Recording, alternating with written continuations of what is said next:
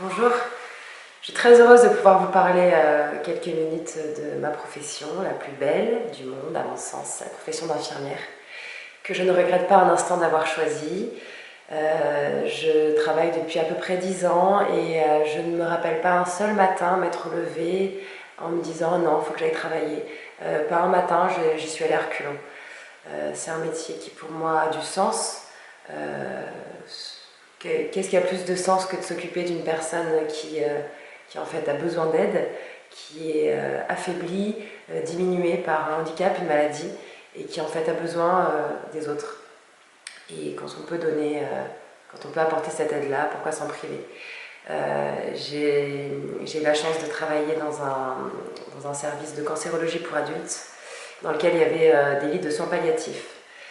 Alors je sais que ça peut choquer, mais j'ai adoré et j'adore les soins palliatifs. J'ai découvert vraiment là ce que je trouve être la meilleure facette de notre métier, à savoir toutes nos compétences, toute la science médicale au service de la personne la plus faible, la personne vraiment qui est complètement à notre merci, qui en fait est complètement bouffée par la douleur psychologique, physique, etc.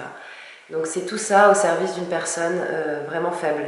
Et je vous assure qu'on arrive à faire des merveilles, à faire que les personnes se retrouvent à revivre comme une seconde vie.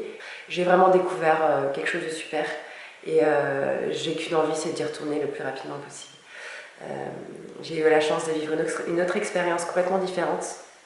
Je suis partie 2 ans en mission humanitaire dans un pays pauvre et, et j'ai été responsable d'un projet social qui s'occupait des jeunes femmes enceintes. Avec ce projet social, on partait à la rencontre des femmes du quartier pauvre dans lequel on était, on allait discuter, créer du lien social.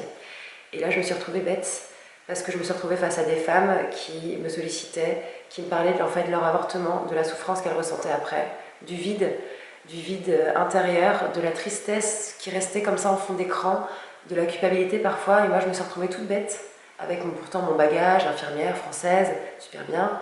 Je me suis retrouvée en fait à ne pas savoir quoi leur dire. Qu'est-ce qu'elles ont envie d'entendre? Qu'est-ce qu'il faut qu'elles entendent? Quels sont les mots justes? Et en fait, qu'est-ce qu'elles ont vraiment vécu? Et qu'est-ce qu'elles sont en train de vivre?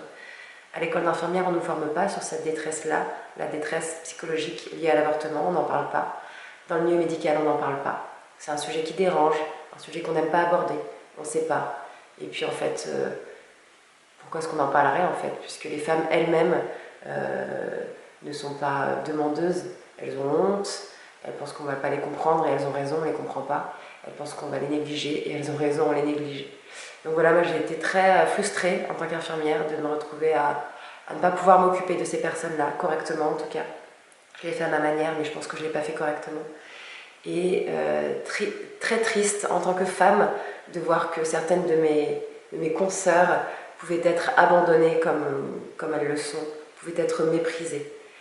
Voilà, je trouve ça juste inacceptable et très triste.